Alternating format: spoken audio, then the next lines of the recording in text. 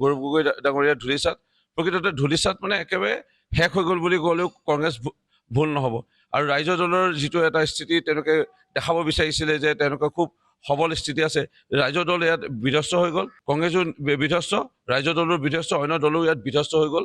আৰু সাময়িকভাৱে যদি যোৰহাটৰ কথা যদি চোৱা যায়, প্ৰকৃতাৰ্থত মই যিটো কৈ আছিলোঁ সেইটো সত্য প্ৰমাণিত হ'ল। এই পঞ্চায়ত নিৰ্বাচনৰ ফলাফলে যোৰহাট লোকসভা সমষ্টিৰ ৰাইজে খুব আৱেগৰ বৰ্তি হৈ পেলাই সেই সময়ত লোকসভা নিৰ্বাচনত গৌৰৱ গগৈ ডাঙৰীয়াক ভোটদান কৰিলে।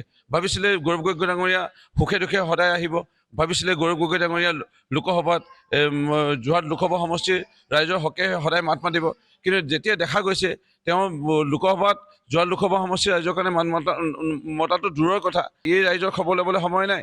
বেলেগ বেলেগ সমষ্টিত ঘূৰি পেলাই ক'ৰবাত নিজৰ জেগাৰ ৰাইজক নাচায়, তেওঁ নেতা হ'বলৈ যাব বিচৰা বেলেগ বেলেগ সমষ্টিত ঘূৰি ফুৰা যিটো ৰাইজে প্ৰত্যক্ষ কৰিলে। আৰু ইয়াত ৰাইজে বিশেষভাৱে যেতিয়া সুখে দুখে তেওঁক বিচাৰে, বানপানী হওঁতে হওক বা বজ্ৰপাত হৈ পেলাই কিবা এটা ঘটনা হওঁতে, জুই লাগিলে সাংসদজনক বিধায়কজনক কাষত বিচাৰে।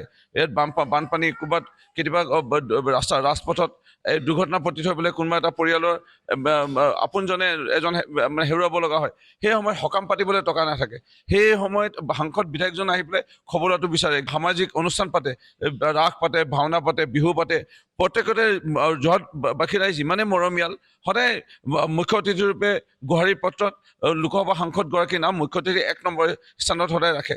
তৎসত্বেও তেওঁক কোনো নিমন্ত্ৰণ গ্ৰহণ নকৰে বা নাহে। এই কথাবোৰ লৈ পেলাই ৰাইজে প্ৰকৃতাৰ্থত আৱেগৰ বৰ্তি হৈ পেলাই ভোট দিছিল। এতিয়া কিন্তু ৰাইজে গম পাইছে যে গৌৰৱ গগৈয়ে মুখ চাই পেলাই আৰু ভোট দি পেলাই ৰাইজৰ যে উন্নয়ন নহ'ব, কংগ্ৰেছতো কেন্দ্ৰতো নাই চৰকাৰ, ৰাইজতো নাই, তেওঁতো খবৰ লোৱাটো নাহেই।